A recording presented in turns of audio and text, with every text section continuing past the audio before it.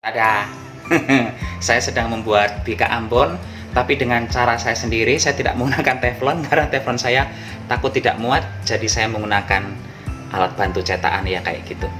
Kita lihat apakah akan berhasil.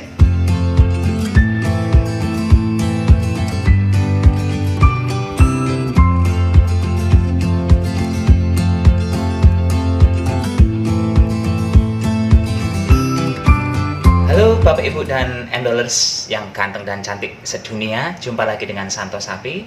Untuk hari ini saya akan membuat bika Ambon. Hanya saja keluhan orang ketika akan membuat sesuatu yang dipanggang itu adalah saya tidak punya oven, saya tidak punya mixer, saya tidak punya teflon. Tenang, hari ini saya tidak akan menggunakan tiga benda itu ya. Jadi saya akan membuat bika Ambon, bisa dilihat di gambar samping. Teflon yang saya gunakan itu hanya sebagai alas, jadi Bapak Ibu bisa menggunakan wajan yang sudah tidak dipakai atau yang biasa digunakan untuk menyangrai kopi itu bisa. Yang penting punya cetakan bolu yang bisa digunakan untuk memanggang, itu saja. Pun bagi yang penasaran bagaimana cara saya membuat bika Ambon hingga jadi nanti, silahkan ikuti videonya dari awal hingga akhir. Bantu subscribe bagi yang belum subscribe, bantu like, komen, dan share. Bagi semua Bapak, Ibu, dan endolers yang menonton video saya, pun OTW capcus cus. Untuk membuat bika Ambon versi Santo Sapi, bahan yang diperlukan, saya menyebutnya dari sini nggih. Ini ada tepung kanji, saya memakai tepung kanji 150 gram. Kemudian ada tepung terigu 100 gram. Kemudian air 1 gelas ini ukurannya 300 ml. Kemudian menggunakan satu santan, saset santan yang paling kecil ya, 65 ml. Ini santan dan air nanti dijadikan satu. Dan untuk bumbu santannya, karena santan kan habisnya harus direbus dengan air, ini ada serai, ada daun jeruk, dan daun pandan. Kalau ada gunakan juga vanili. Saya nggak ada, jadi saya nggak pakai vanili. Kemudian ada telur 4 buah.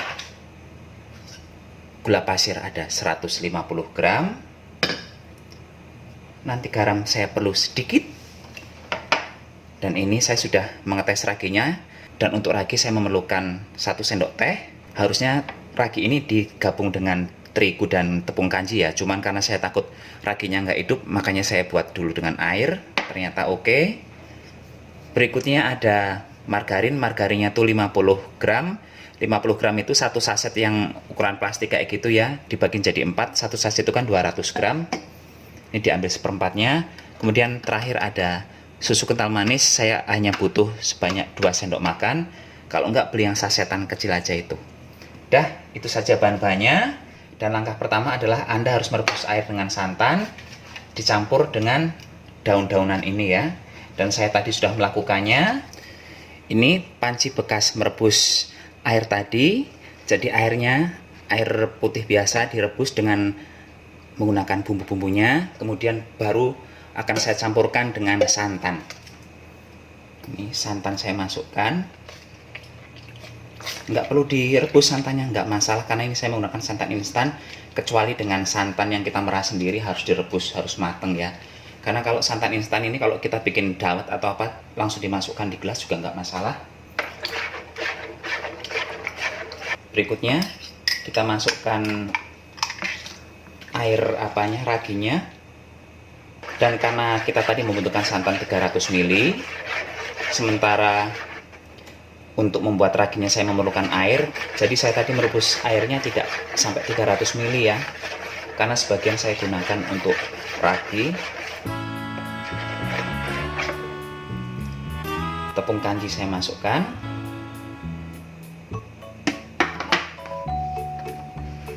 Tepung terigu saya masukkan juga.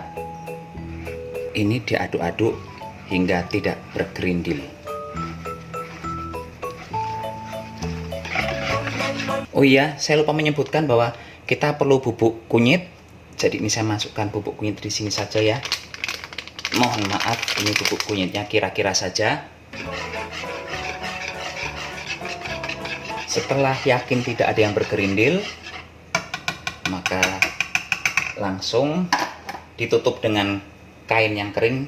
Ini menutupnya selama 30 menit ya. Dah, kita sisihkan dulu. Sekarang hampir 30 menit, 25 menitan nggih. Tepung terigu dan teman-temannya tadi didiamkan. Sekarang saya memecahkan telur.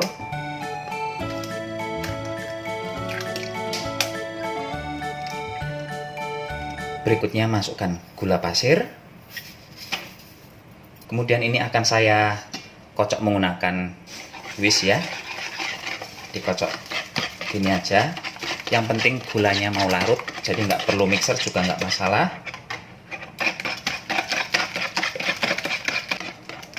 Setelah gulanya larut, ini gulanya sudah tidak bergerindil lagi. Masukkan mentega yang sudah dicairkan. Tambahkan sedikit garam, saya memakai setengah sendok teh. Berikutnya masukkan susu kental manis. 1, 2. Ini aduk lagi. Berikutnya kocokan telur ini dimasukkan ke dalam adonan terigu yang sudah kita diamkan 30 menit tadi. Ini masukkan. Dan ini diaduk rata lagi.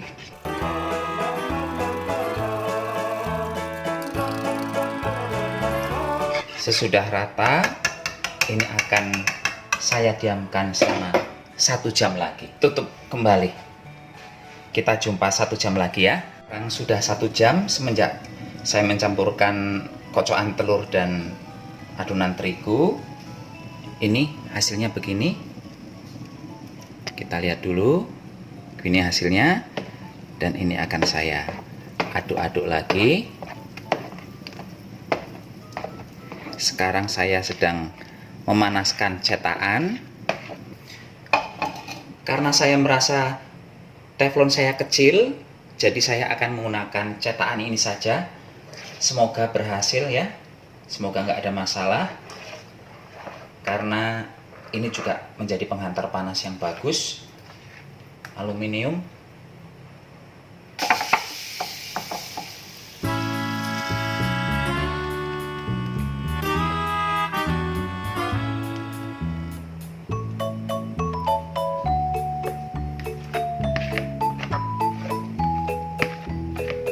Ini akan saya buka seperti ini, dan saya harapkan nanti bisa muncul sarang-sarangnya ya. Setelah sarang-sarangnya muncul, baru akan saya tutup. Ini baru sekitar 10 menitan dipanggang. Kita lihat hasilnya seperti apa. Sudah mulai muncul sarang-sarangnya, dan ini hampir nggak muat lagi apanya, cetakannya ya. Mengembangnya cepet banget dia. Semoga saja tidak sampai meluber. Ini sudah mulai terlihat bentuk dari bika ambonnya. Tinggal di bagian tengah ya, di bagian tepinya sudah terbentuk bika ambonnya, di bagian tengahnya masih berbusa. Ini kondisi setengah jam setelah diletakkan di atas api, dipanggang lah ya gampangnya menyebutnya. Kondisinya sudah seperti ini, sudah makin sedikit busanya. Tuh, tinggal di bagian sini. Kita nunggu sebentar lagi, semoga busanya segera hilang, jadi kita bisa segera menutupnya. Busanya sudah hilang dan sudah berganti menjadi sarang semua, lubang-lubang semua. Sekarang saya taruh centong kayu. Jadi centong kayu ini akan saya gunakan sebagai tempat supaya udara panas tetap keluar ya. Ini tepat 60 menit saya memanggang. Hasil akhirnya seperti ini. Kita cek sekali lagi ya. Tadi udah matang, tapi saya masih belum menganggapnya kayak belum tanak. Udah sangat oke hasilnya. Udah matang. Sekarang bisa kita matikan. Wadaw. Dan ini hasil akhirnya. Setelah 5 menit diturunkan dari panggangan, bagian tepinya langsung memisah ya. Karena kan tadi banyak banget minyaknya dari santan dan dari mentega. Jadinya gampang banget memisahkannya. Sarangnya banyak banget tuh. Lubang-lubangnya penuh, semua lubang-lubang kayak gini. Wow. Silahkan dicoba di rumah deh. Ini hasilnya setelah dibuka dari cetakannya. Tetap cantik luar biasa ya. Sekarang saatnya mencicipi. Ini hasilnya seperti ini. Cantik banget kan? Tidak kalah dengan yang dijual di toko-toko. Dan oke, sekarang saya mau mencicipi. Dan sebenarnya ini tuh hari berikutnya nggih. Masaknya tuh tadi malam selesai, bukan tadi malam, kemarin sore selesai sampai jam 6 kurang seperempat. Dan saya merasa sudah tidak nyaman kalau harus melanjutkan pengambilan gambar, karena masjid juga bentar lagi maghrib. Setelah maghrib saya tidak punya lampu untuk mengambil gambar di malam hari, jadi saya lanjutkan di pagi berikutnya untuk ngicipi. Dan kita lihat lubangnya seperti apa.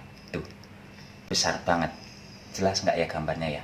Tuh, lubangnya sebesar itu, bisa buat bersembunyi orang ini. Dan akan saya icipi cepat-cepat supaya saya bisa segera upload.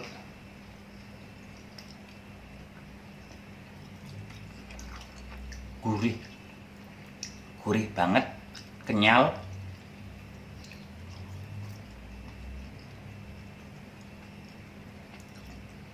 Kalau manisnya untuk saya pas, tapi kalau untuk bapak ibu mungkin kurang manis.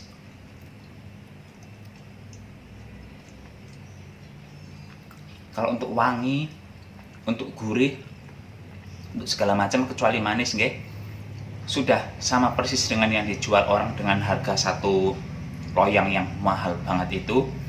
Dan kita modalnya cuma berapa? Telur 4 biji, anggaplah satu biji sekarang 1.200 ya di Batam. 12 4.800 telurnya, gulanya nggak sampai 2.000, tepung kanji mungkin 1.000 rupiah. Terus terigu berapa? 100 gram cuma 700 rupiah. Udah, itu saja bahan-bahan yang diperlukan. Nggak sampai 10.000 modalnya, sudah bisa dapat bingka Ambon yang mahal banget kalau dijual di toko. Selamat mencoba di rumah, nggih. Demikian saja acara masak-memasak dengan Santo Sapi. Sampai jumpa di video berikutnya. Tetap jaga kesehatan, gunakan masker kalau keluar rumah.